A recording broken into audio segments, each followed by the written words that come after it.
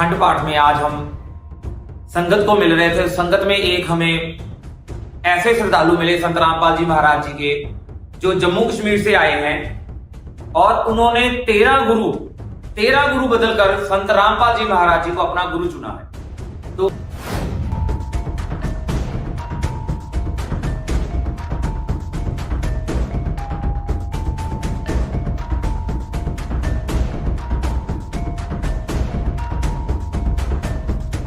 परमात्मा एक, तो मैं ऐसे हाथ करके आसमान की तरफ हाथ करके रोया कि हे मालिक, तो एक परमात्मा, कुछ जो भी है, मेरे को तेरा नाम नहीं मालूम, कुछ जो भी है दिया कर, मेरी पुकार सुन, मुझ पर दिया कर। वो दुखी, हमारा पूरी परिवार दुखी है, मैं भी दुखी हूँ। मेरे पापा जीवन और मौत से लड़ रहे हैं, दिया करो मालिक।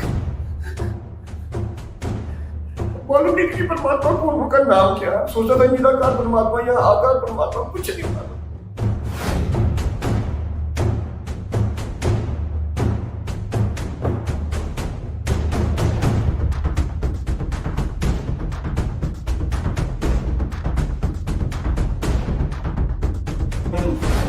मंत्र जाप करते थे तो एक बार ऐसा हुआ कि सूर्य, जैसे आसमान में बादल हटा और सूरज बिल्कुल एकदम मेरे करीब आ गया। लाइट पूरा इतना तेज था सूरज का, तो मैं एकदम से आंखें खोली और देखा कि ये सूरज कहाँ से मेरे पास आ गया, कहीं में कुछ होना चाहिए। जैसे इस प्रकार सूरज की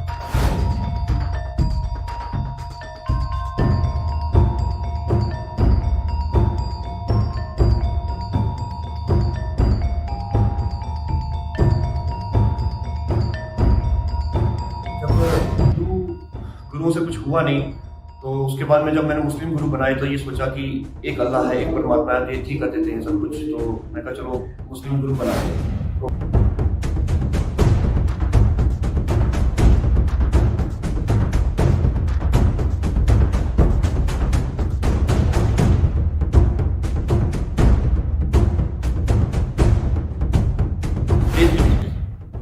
कुछ प्रेम बाधा भी थी, घर में लड़ाई झगड़े क्लेश थे, बेबरकती थी, गरीबी थी, गुर्बत थी।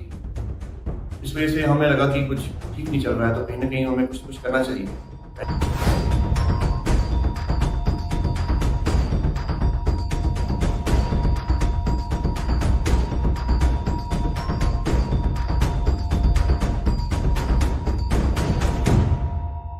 वह 4 बजे संत रामपाल जी महाराज के दर्शन हुए। गुरु जी आए, मेरे हाथ में धागा था जो मैंने सिद्धि कर रखी थी। गुरुजी ऊपर आसमान से आए, अपने साथ एक धागा लेकर आए सफेद रंग का। वो आके मेरे धागे के साथ ऐसे जोड़ दिया, उसको अपनी उंगली से सीधा, सिल कलम धागा चला गया। नमस्कार दोस्तों, सतलोक आश्रम धुरी में आपका स्वागत है।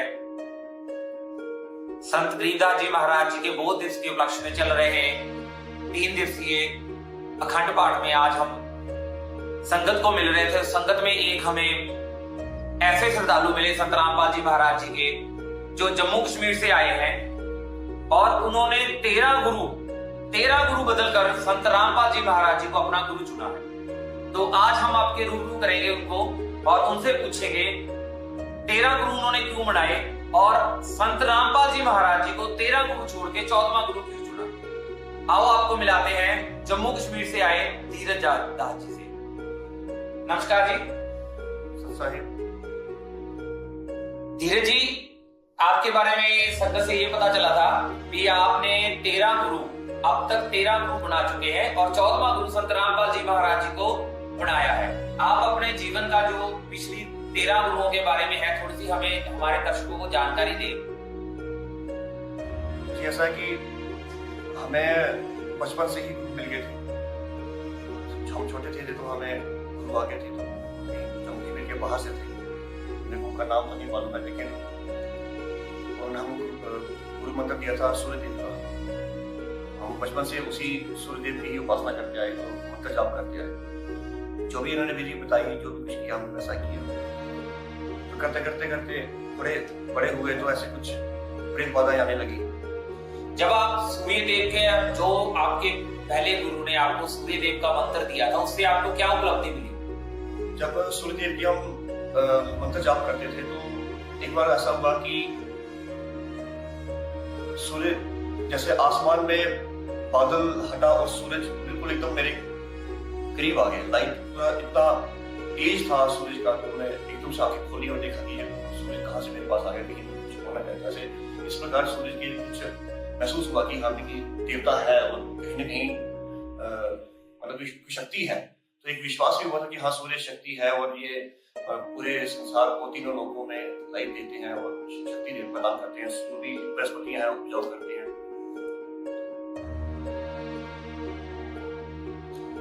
उसके बाद आपने, जब आपको सूर्य देव के मंत्र से सूर्य देव का उपलब्धि मिलनी शुरू हो गई थी, तो उसके बाद आपके जीवन में ऐसा क्या हुआ जिसकी वजह से आपने दूसरा गुरु बनाया?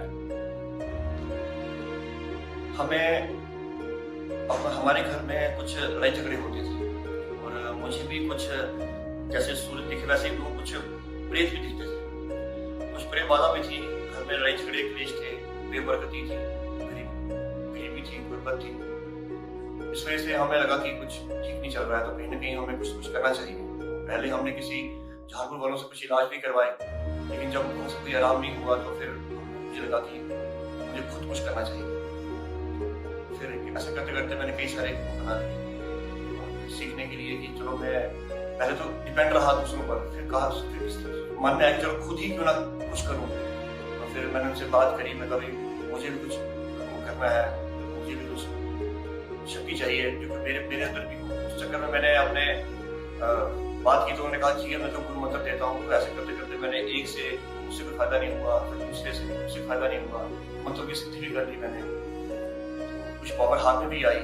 लेकिन जो हमारे घर में प्रेत बाधा थी, जो मेरे साथ प्रेत बाधा होती थी, उनमें मुझे कोई आराम नहीं। तो करते करते मैंने फिर तीसरा गुरु, फिर चौथा गुरु, और कोई मंत्र दे दो जिससे कोई पावर आए हाथ में, मुझे कुछ सुख मिले, घर में आराम हो, जो हमारे घर का क्लेश खत्म हो, प्रेत बाधा खत्म हो। करते करते चौथा, पांचवा, छठा, फिर मेरे को लगा कि यार हिंदू से कुछ हो नहीं रहा, तो क्यों ना मुसलमान कहते हैं एक अल्लाह है, एक परमात्मा है, क्यों ना वहां चलें। तो मुस्लिम से मैंने बात करी तो उन्होंने कहा कोई बात नहीं कर बेटा। तो करते करते वहां से भी मैंने किया, 3-4 साल मैंने उनके साथ मिला था, वहां से भी कुछ हासिल शक्ति हाथ में आई थी। क्या आप हमारे दर्शकों के साथ शेयर कर सकते हो, जब आपने मुस्लिम को गुरु बनाया तो उससे आपको क्या उपलब्धि मिली, क्या आपने पाया, क्या देखा? जब हिंदू गुरुओं से कुछ हुआ नहीं तो उसके बाद में जब मैंने मुस्लिम गुरु बनाए तो ये सोचा कि एक अल्लाह है, एक परमात्मा है, एक ही कर देते हैं सब कुछ। तो मैंने कहा चलो मुस्लिम गुरु बनाते हैं। तो मुस्लिम के पहले तो किया था मैं अपना इलाज करने के लिए, करते करते उन्होंने कहा भाई बेटा तू मेरा शिष्य बन जा, मैं तेरा गुरु बन जाता हूँ। ठीक है, उन्होंने मंत्र दे दिया और मैं इसका लगा कि जाप करने, तो मुझे कुछ आराम हुआ, मुझे कुछ आराम हुआ। तो थोड़ा सा हुआ, ज्यादा नहीं हुआ, 10% ही हुआ। तो जब 3-4 हिंदू गुरु बना लिए मैंने, उसके बाद जब मेरे को कहा कि चलो मुस्लिम से अपना ट्रीटमेंट करवा लेते हैं, किया था उनका अपना इलाज करवाने के लिए। तो बाद में उन्होंने कहा दिया बेटा तू ढंग से कर रहा है तो एक काम कर, तू मेरे से मंत्र ले ले और अपनी मुख पूजा शुरू कर दे। मगर ठीक है, तो उन्होंने मंत्र दे दिए। पीर बाबा के दरगाहों में जाना, तो वहाँ पे माथा देखना, हर पीर बाबा कई सारे जलसे कर दिए। करते करते कोई पावर सी आ गई अंदर, तो एक दृष्टि होना शुरू हो गई और हाथ में शक्ति आना शुरू हो गई, जैसे कि सबको आराम मिला सब शुरू हो गया। तो किया था मैं अपने इलाज के लिए, लेकिन करते करते मैंने उनसे दूसरों का इलाज होना शुरू हो गया। तो फिर वहाँ पे जिन भी दिखे मेरे को, उसके बाद शक्ति भी हाथ में आई। कई सारे लोगों को मतलब मेरे हाथों से लोग ठीक हुए। मेरे को ये था कि मेरा इलाज भी नहीं हो रहा, मेरे को आराम तो मिल रहा है लेकिन ठीक नहीं हो रहा। तो करते फिर मैंने दूसरे मुस्लिम एक और थे, जो पहले मुस्लिम थे वो तो जम्मू के रहने वाले थे, तो दूसरे मुस्लिम थे वो हमारे जिला उधमपुर थे। तो मैंने उनसे बात की, वैसे मैंने कोई बात नहीं, तेरा इलाज करते तो काम करूँ बुला रहे, ठीक है। उन्होंने तो मंत्र दे दिया है, तो उसका जाप कर एक विधि बता दी, विधि चला दे, फिर लोगों की दरगाह रख ले और जो मंत्र देता हूँ उसको मंत्र का जाप करता, ठीक है। वो भी किया, उसके मुक्ति राहत। तो फिर वो छोड़ा मैंने, फिर मैं फिर भी तरफदार रहा कि मुझे कहीं ना कहीं राहत मिली, कहीं ना कहीं। तो उसके बाद फिर मेरे को ये मन में आया कि कोई संस्था का जुड़े तो ताकि वो एक बन सकता है, बिना को ऐसा करें कुछ। तो तो फिर मैं चला गया एस्कॉन टेम्पल वालों के, श्री कृष्ण है, विराट रूप दिखाया, भगवान है, गीता उन्होंने सुनाई, वो तो ठीक कर सकते हैं, तो क्यों ना एस्कॉन टेम्पल चलते हैं। तो एस्कॉन टेम्पल गया, वहां सबसे प्रतीक्षा ली, सुबह 4 बजे जाके उनकी आरती अटेंड करनी, 16 मालाएं मंदिर के अंदर बैठ के ही करनी, तो हरे राम हरे कृष्ण वाली। तो वहां से कोई राहत नहीं। मैंने उनसे वहां बात की कि मेरे पास ऐसे पेट बांधा है, मैं कुछ ठीक करो, मेरे को राहत दिलवाओ या कुछ करो, आशीर्वाद दिलवाओ, कुछ ना कुछ तो करो। तो उन्होंने कहा बस मंत्र जाप करते रहो तो धीरे धीरे अपने आप ठीक हो जाएगा। तो मुझे कोई राहत नहीं मिली, काफी देर मैं करता रहा वहां पर, मुझे कोई राहत नहीं मिली। तो फिर मेरे को मन में ये आया कि चलो क्यों ना हम वेदों अनुसार, क्योंकि वेद सबसे बड़े हैं, सागर मंथों के दौरान वेद निकले थे, उनकी जो शक्ति है वो शक्ति है, तो क्यों ना हम वेदों के अनुसार करें। तो मैं फिर चला गया आर्य समाज में, ये था कि आर्य समाज जो है वो वेद अनुसार वहां चला गया, वहां पे हवन करना, लकड़ी जला के स्वाहा करना, वो सब कुछ मतलब कि जो जैसा उन्होंने बताया वैसा सब वहां जाना। रामनवमी में भी जो जब भी उनके हवन होते थे वहां जाना, तो हवन अटेंड करने। तो मेरे मन में ये था कि मुझे कहीं ना कहीं से राहत मिले, मैं ठीक हो जाऊं। जो मुझे कहीं से मुझे वो राहत नहीं मिली। करते करते कुल मिला के 13 गुरु मैंने बना लिए, जिसमें 2 मुस्लिम थे और बाकी हिंदू थे। और मैंने एक गुरु को से माँ दुर्गा नवदुर्गा का मंत्र लिया, एक दूसरे गुरु से चामुंडा का मंत्र लिया, फिर एक से ताबीज बनाना सीखे, वो सब कुछ सीख लिया मैंने। बगलामुखी भी किया, हनुमान जी का भी किया, सारे मंत्र सीख लिए। भैरव और भैरवी का मंत्र भी लिया, एक रूप को भी बनाया, तो वहां से वो मंत्र भी लिए, तो वो सभी किए मैंने। तो मुझे कोई राहत नहीं मिली, मैं तड़प रहा था परमात्मा के लिए। हमारे घर में किसी प्रकार कोई भी क्लेश ठीक नहीं हो रहा था, कोई राहत नहीं मिल रही थी। पापा मेरे बीमार हो गए, उन्हें बीमारी लगी, बड़ी लीवर सर्रोसिस की बीमारी हो गई। तो करते करते उनकी बीमारी बढ़ती गई। तो पापा मेरे विष्णु जी के बहुत बड़े भक्त थे, तो दिन भर मतलब विष्णु जी का नाम लेते थे और भागवत गीता का 18वां अध्याय तो उन्होंने पूरा जवानी याद करता था, कंठस्थ याद करता था। जब उनको तकलीफ होती थी वो 18वां अध्याय का पाठ करते थे। घर में हमारे मंदिर बना रखा था, विष्णु जी लक्ष्मी जी की 2.25 फुट की बड़ी बड़ी मूर्तियां पापा ने मंदिर बना रखा था। तो हम सब बड़ी श्रद्धा के साथ विष्णु जी की भी बड़ी पूजा करते थे। तो एक बार क्या हुआ कि पापा की बीमारी बढ़ती बढ़ती करके उनकी नींद गायब हो गई, मतलब वो दिन को सो नहीं पाते थे, ना दिन को ना रात को जागे रहते थे। तो फिर वो पूरी रात पापा 18वें अध्याय का पाठ करते थे। तो उस टाइम एक बार क्या हुआ कि विष्णु जी और लक्ष्मी जी सपने में सुबह 4 बजे के समय आए। तो उन्होंने मुझे बताया कि बेटा तेरे पापा जो है उनके घर में जो ताबीज है वो खराब हो चुका है, तो एक काम कर किसी अच्छे से शख्स के पास जा और उनसे नया ताबीज बना ताकि वो सो सके। वो पूरी रात सोते नहीं थे पापा, वो मेरा नाम जपते और इस चक्कर में मुझे जागना पड़ता है पूरी रात। ये विष्णु जी ने मेरे को बताया। और साथ में लक्ष्मी वो बैठी थी, तो माँ लक्ष्मी ने कहा कि सही बात है, विष्णु जी के लिए बोला कि प्रभु जागते हैं तो मुझे भी जागना पड़ता है। तो अपनी बात कह के वो चले गए।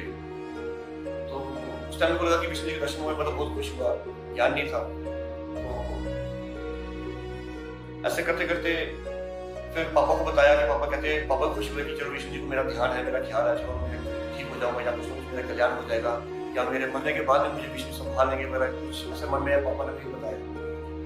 तो कहीं भी राहत नहीं हुई। चलो एस्कॉन भी किया, सब कुछ किया, लेकिन कुछ नहीं हुआ। फिर खुद भी मैंने सिद्धियां कर ली, ताबीज बनाना सीख ली है। तो मैं खुद भी ताबीज बना के पापा को कहता, पापा एक पहल दो, चलो कुछ राहत हो जाएगी। लेकिन कोई राहत नहीं, लोगों को हो रही थी, पर अपने घर में जो था उसमें कुछ भी कहीं पर किसी को कोई राहत नहीं हो रही थी। फिर मन में चाहा है कि परमात्मा एक, हिंदू का भी वही परमात्मा, मुस्लिम का भी वही परमात्मा, सिख ईसाई सभी एक परमात्मा की बोलते हैं, तो परमात्मा एक। तो मैं ऐसे हाथ करके आसमान की तरफ हाथ करके रोया कि हे मालिक, तो एक परमात्मा, तो जो भी है, मेरे को तेरा नाम नहीं मालूम, तो जो भी है दिया कर, मेरी पुकार सुन, मुझ में दिया कर। हम बहुत दुखी और पूरी परिवार दुखी है, मैं भी दुखी हूँ। मेरे पापा जीवन और मौत से लड़ रहे हैं, दिया करो मालिक। मालूम नहीं कि परमात्मा को उनका नाम क्या, सोचा था निराकार परमात्मा या आकार परमात्मा, कुछ नहीं मालूम।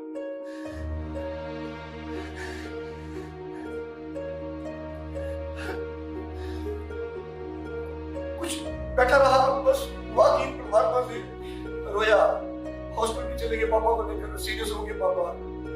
वहां भी दुआ की, मालिक तू एक परमात्मा में तेरा की दुआ करता हूँ, तेरा क्या हाथ फैलाता हूँ, दया कर हम पे, मुझ पर दया कर, ख्याल कर मुझ पर। कुछ नहीं हुआ क्योंकि नाम पता नहीं था, कुछ भी नहीं मालूम था हमें, कुछ भी नहीं हुआ। तो एट लास्ट पापा की डेथ हो गई। डेथ होने के बाद हमें, जब डेथ से पहले ही हम लोगों से पूछते थे भी हमारे घर में कोई दिक्कत है, कोई जो होते हैं इलाज करने वाले लोग, उनसे भी हमने 10-12 लोगों से हम बताया था। तो उन सबकी एक ही बात थी, बेटा आपके घर में तो किसी ने मन्नत कर रखी है कि बाप मरेगा बच्चे भीख मांगेंगे, इस तरह की एक मन्नत कर रखी है। बकरा चढ़ाएंगे, पैसा चढ़ाएंगे, बाप मर जाए बच्चे भीख मांगेंगे। तो ये चीज हमारे अंदर बैठी हुई थी कि भाई कहीं नहीं हमारे खिलाफ ऐसा है कुछ। और पापा की डेथ होने के बाद मुझे ऐसा एहसास हुआ कि अब धीरे धीरे हमारा कारोबार भी डाउन होने लगा और सब खत्म होने लगा। ऐसा महसूस हुआ कि अब दुकान गई, नौबत आ गई कि अब बिजनेस इतना डाउन हो गया, कारोबार इतना खत्म जैसा हो गया कि अब लगा कि दुकान गई। तो फिर रोया, फिर परमात्मा के गुहार लगाई, मालिक क्या करूं, जो एक परमात्मा है उसका भी गुहार लगाई। नहीं जानता हिंदू मुस्लिम सिख ईसाई का, बस इतना जान लो कि भगवान एक है, गॉड इज वन। उस परमात्मा की गुहार लगाई और फिर रोया कि मालिक दया करो। मालिक ने दया करी, एक भक्त को भेजा, एक भक्त को भेजा। मैंने कहा कि सुन लो, देखो जी क्या बोल रहे हैं। मैंने कहा ठीक है सुना दो, क्या बोल रहे हैं। तो सुना कि आप गुरुजी किसको बोल रहे हो? गुरुजी संत रामपाल जी महाराज को बोल रहा हूँ। उनका कोई शिष्य आया तो मेरे को पता नहीं था कि ये गुरु है। उन्होंने कहा एक बार उनका इंटरव्यू सुन लो, ये सत्संग सुन लो, ये क्या बोल रहे हैं। तो वहां पे जब मैंने सुना कि श्री ब्रह्मा जी विष्णु महेश की तरह मृत्यु होती है, ये ब्रह्मा विष्णु महेश कभी किसी को लाभ नहीं दे सकते। तो अचानक मेरे माइंड ने स्ट्राइक किया। जब मुझे विष्णु जी आए थे, उन्होंने कहा था कि अपने पापा के लिए ताबीज बना लो, किसी से बनवा लो, वो ठीक हो जाएंगे, या वो सोएंगे रात को, सो नहीं पाते। मेरे माइंड में आया कि जी बोल रहे हैं, संत रामपाल जी महाराज बोल रहे हैं कि ब्रह्मा विष्णु किसी को ठीक नहीं कर सकते, किसी को राहत नहीं दे सकते, मुद्दत से ज्यादा। तो फिर मुझे माइंड में स्ट्राइक किया कि विष्णु जी ने, अगर विष्णु जी मेरे पापा के अंग संग थे, हमारे घर में मंदिर तक बना रखा था, मुझे मूर्तियों में भी विष्णु जी की आंखें हिलती हुई दिखती थी, झलक दिखती थी। तो उसके बाद भी मेरे पापा ठीक नहीं हुए, तो उन्होंने मेरे को किसी और के पास क्यों कहा कि किसी से ताबीज बनवा ले कि पापा को पहना दे, खुद क्यों नहीं किया। वो चीज मेरे माइंड में स्ट्राइक कर गई। समझ गया ये दूसरी बात हुई, विष्णु जी जब साथ थे तो ठीक नहीं किया। और यहाँ संत रामपाल जी महाराज बता रहे हैं कि विष्णु जी ठीक कर ही नहीं सकते, तो फिर वो भगवान किस नाम के। तो वहां से मेरे को इंटरेस्ट बना कि मैं वही सत्संग ज्यादा सुनूंगा, वो ज्यादा सुनूंगा, मुझे आगे का सत्संग सुनाओ, आगे वो क्या बोलते हैं। ये मेरे साथ बीत चुका था ये कि विष्णु जी ठीक नहीं कर सकते, और गुरु जी ने सत्संग में कहा विष्णु जी ठीक नहीं कर सकते, ब्रह्मा विष्णु महेश ठीक नहीं कर सकते, दुर्गा भी ठीक नहीं कर सकती, आपके नसीब में आपको नहीं मिल सकता। वो चीज मेरे को मेरे साथ प्रैक्टिकल हो चुकी थी, मैं सब कुछ देख चुका था अपनी आंखों से। फिर मैंने सत्संग ज्यादा सुने, फिर भी मैंने समय लिया। तो संत रामपाल जी महाराज के सत्संग मैंने कहा कि मुझे आगे सुनाओ, नेक्स्ट वो सुनाओ। मैं वो सुना, तो फिर भी मैं, मेरी अंतरात्मा इतना ज्यादा उसको नहीं कर, क्योंकि मैंने कुछ सिद्धियां कर रखी थी, तो मेरे को भी उससे मतलब उसमें भी था कि हमें बस बहुत सारी पावर है। जैसे कि मैंने नगुदा से कर रखी थी, जमुना कर रखी थी, बगलामुखी कर रखी थी, पांच मुखी हनुमान कवच कर रखा था, कंडस याद कर रखा था, फिर वो दुर्गा कवच कर रखा था। तीनों के मंत्र थे मेरे पास, वो मुसलमानी मंत्र थे वो थे, भैरव भैरवी कर रखा था, वो सारी मैंने कर रखा था। मुझे अपने में ये था कि फिर भी मैंने समय लिया संत रामपाल जी का सत्संग, मतलब कुछ बातें पर यकीन हो रहा था, कुछ बातों पर यकीन नहीं भी हो रहा था। तो मैं उसको कुछ बातें इग्नोर भी कर रहा था, कुछ बातों पर ध्यान भी दे रहा था। तो करते करते 6 महीने ले लिए मैंने। 6 महीने सत्संग सुनने के बाद मेरे को भगत ने पूछा कि भाई कि आपने नाभिशा कब लेनी है। तो मुझे ऐसा लगा कि भाई मुझे नाभिशा लेनी है, तो मेरे को एक बार फिर से नाभिशा लेनी है। मैंने कहा ठीक है। तो मैंने पहले कैलकुलेशन की कि मैं ये कर रहा हूँ, मैं वो कर रहा हूँ, करते करते मैंने उससे बता दिया कि भाई मुझको 1 महीने का समय चाहिए, 1 महीने बाद नाभिशा ले। कहा ठीक है। तो घर गया उसी दिन, जिस दिन मैं उस दिन जब घर गया, रात को खाना खाया, मैं बैठा, मुझे एक फिर समझ में आया कि यार मैंने उसको अगर तो 1 महीना बोल दिया, और 1 महीना बोलने के बाद तो कहीं मैंने गलत तो नहीं बोल दिया। तो मैंने एक बार फिर लगा सोचने कि चेक करता हूँ। तो मैंने फिर कैलकुलेशन की कि मैंने ये करना है, मैंने वो करना है, ऐसा ही रह गया, वो रह गया, ये सब कुछ खत्म हो जाएगा, कंप्लीट कर दूंगा, उसके बाद मैं नाम निशान ले लूंगा। इस तरह से मेरे को मतलब आया, तो मैं करके मैं सो गया। वो मेरी पहली रात थी सोने की। 20 साल तक इन प्रेतों ने मुझे सोने नहीं दिया। वो मेरी पहली रात थी सोने की। मैं कब सो गया मुझे पता नहीं लगा। सुबह 4 बजे संत राम बाजी महाराज के दर्शन हो गए। गुरु जी आए, मेरे हाथ में धागा था जो मैंने सिद्धि का रखी थी। गुरु जी ऊपर आसमान से आए, अपने साथ एक धागा लेकर आए सफेद रंग का। वो आके मेरे धागे के साथ ऐसे जोड़ दिया, उसको अपनी उंगली से सीधा, सिल का लंबा धागा चला गया और उंगली चले गए। मैं उठ के बैठ गया, देखा 4 बज के 4 मिनट हो रहे थे, 4 से 5 मिनट हो रहे थे। मैं समझ गया सुबह 4 बजे गुरु जी आ गए, पर मेरी आत्मा तड़प गई, तड़प उठा। तो मैंने कहा जो मैंने 1 महीने बाद जो मेरा नाम लेना है, क्योंकि मैं आज अभी रिश्वत ले लूं। तो मैंने भगत को फोन किया, मैं बोला जैसे बात है, गुरु जी आए थे सपने में, तो उन्होंने को धागा से धागा जोड़ दिया। मैंने ये बात समझाओ मुझे कि इसका अर्थ क्या है। तो वो कह रहे मुझे नहीं पता, अब आपको देखिए, आपको सोच लो। मैंने फिर प्रणाम किया संतराम बाजी महाराज को, महाराज समझ नहीं आया अर्थ क्या था। बाद में खुद ही बुद्धि काम करी, प्रेरणा करी कि बेटा वो जो तेरी पिछली स्थिति थी वो ठीक थी, जो बजे तक तूने हाई कर रखा था, उसके आगे का जो है वो मैं ही बताऊंगा। ऐसे मन में प्रेरणा हुई। हाँ ठीक है। 2 दिन वेट किया, 3 दिन वेट किया, 4 डे संडे आ गया। संडे को जाके मैंने जम्मू में जाकर नाम निशानी ली। नाम निशानी मालिक की दया हुई, बहुत खुश हुआ। तो नाम निशान लेने के बाद जब सत्संग को दोबारा सुने तो धीरे धीरे प्रेरणा हुई। फिर लगा पता कि हमें तो ब्रह्मा विष्णु इसके मंत्र दिए जा रहे हैं, और जो मंत्र है वो सिंगल एक शब्द का मंत्र है। वो जो विधि बताई संतराम बाजी महाराज ने, वो विधि बिल्कुल सही सटीक विधि, जिससे मुझे सही मायने पर राहत मिली, सुख मिला। मुझे कोई परेशान नहीं करना था, मुझे कोई तकलीफ नहीं होती थी। जो 20 साल में सोया नहीं, वो मैं सोया। मेरे को सबसे बड़ी मेरे लिए प्लस पॉइंट में मुझे ये दिया कि तुम 20 साल के बाद पहली रात सोया। मेरे को नींद आने लगी, सोने लगा, बड़ी दया की मालिक में। फिर मुझे पता लगा कि जो पहले हम पूजा करते थे वो विधि सही नहीं थी।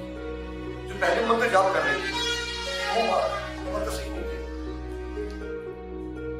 अभी इस चीज की क्या गारंटी है आपकी? जैसे आपने पहले 13 गुरुओं को बदला था, अभी 14वां गुरु जो आपने संत रामपाल जी महाराज जी को बनाया है, इनको नहीं बदलोगे? ये जो आपने पूछा बिल्कुल सही पूछा आपने, क्योंकि ये मैंने पहले सुन रखा था संत रामपाल शर्मा से पहले भी। मैंने उससे कई साल पहले सुन रखा था कि ब्रह्मा विष्णु कुछ ऐसे मंत्र हैं जो एक शब्द के हैं, वो लंबे मंत्र नहीं है। जैसे कि विष्णु पुराण में लिख रखा है या यजुर्वेद में मंत्र लिख रखे हैं, वो तो लंबे मंत्र नहीं है। मंत्र तो है, वो सही है, पर जो ओरिजिनल मंत्र है विष्णु जी का वो सिंगल एक शब्द का मंत्र है। शिव जी का मंत्र है वो एक शब्द का मंत्र है। मैंने पहले सुन रखा था। तो जब मंत्र संत रामपाल जी महाराज ने दिए और जब उस समय राहत हुई, मुझे सुख मिला, तो ये दोनों चीजें मेरे सामने आ गई कि ये मंत्र विधि सही, और जो सुन रखा था मैंने एक शब्द का मंत्र, वो मंत्र मुझे संत रामपाल जी महाराज ने दिया, सिंगल 1 वर्ड का मंत्र। तो वो सारी बातें मिलाकर वो जब जाप स्टार्ट किया तो उससे सुख मिला जो मेरे को। विद्या के मालिक ने यही मंत्र सही है, यही विधि सही है। संत रामपाल जी पूरे गुरु है और यही पूरे संत है इस धरती पर, इसके अलावा कोई संत नहीं।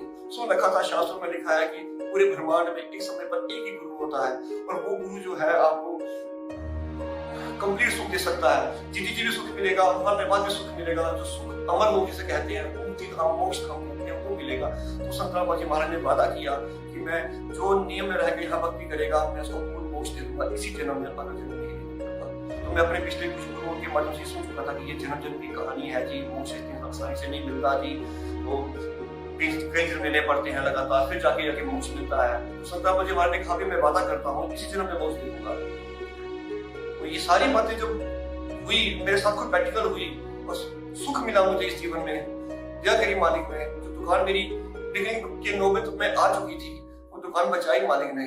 कोरोना काल में लोगों ने कहा कि काम नहीं हुआ, मालिक ने देखा लगा कि शायद कोरोना की वजह से दुकान मेरी खत्म हो जाएगी, पर नहीं खत्म हुई। संत रामपाल जी ने दया करी, आज भी मैं दुकान कर रहा हूँ मालिक के आशीर्वाद से, और आराम से सोता हूँ, आराम से भक्ति करता हूँ।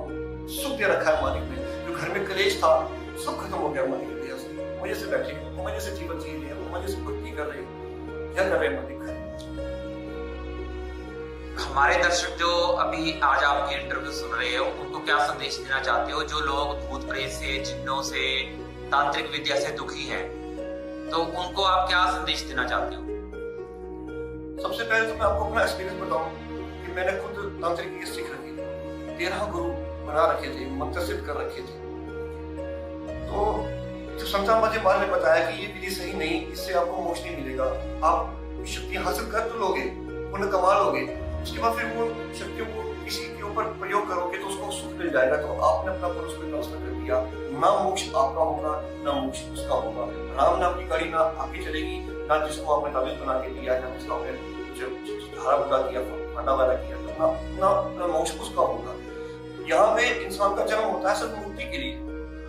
मोक्ष के लिए जो आपको है विधि है, आपको पहले विधियां त्यागनी पड़ेंगी। ये तांत्रिक क्रियाएं, तांत्रिक मंत्रों को त्यागना पड़ेगा। उसके बाद आपका ये इन मंत्रों को अपनाने से आपको मोक्ष का कल्याण होगा। तो जब मैंने खुद इसको किया तो मुझे लगा कि वाकई से ये सही है, मेरी अपने आप में बहुत हाथ मिली। और सभी से जो लोग प्रेतों से ग्रस्त हैं, मेरे ऊपर जो प्रेत थे वो ठीक हुए, जो मेरे को परेशानी थी वो ठीक हुई। तो मैं सभी से ये विनती करूंगा कि भाई इस संतराम बाजी महाराज के पास ही वो सच्ची विधि, सच्चे मंत्र, हमारे सत्य सनातन धर्म का जो पालन है, तो संतराम बाजी महाराज खुद भी करते हैं, हमसे भी करवाते हैं। तो उसका पालन करने से ही आपका सही माने पर ये प्रेतों से छुटकारा मिलेगा, बीमारियों से छुटकारा मिलेगा। जैसे मुझे मिला आपको भी मिलेगा। हमारी कृपया से एक बार संतराम बाजी शरण में आ जाए। विनती करता हूँ कि यही सच्चे गुरु थे।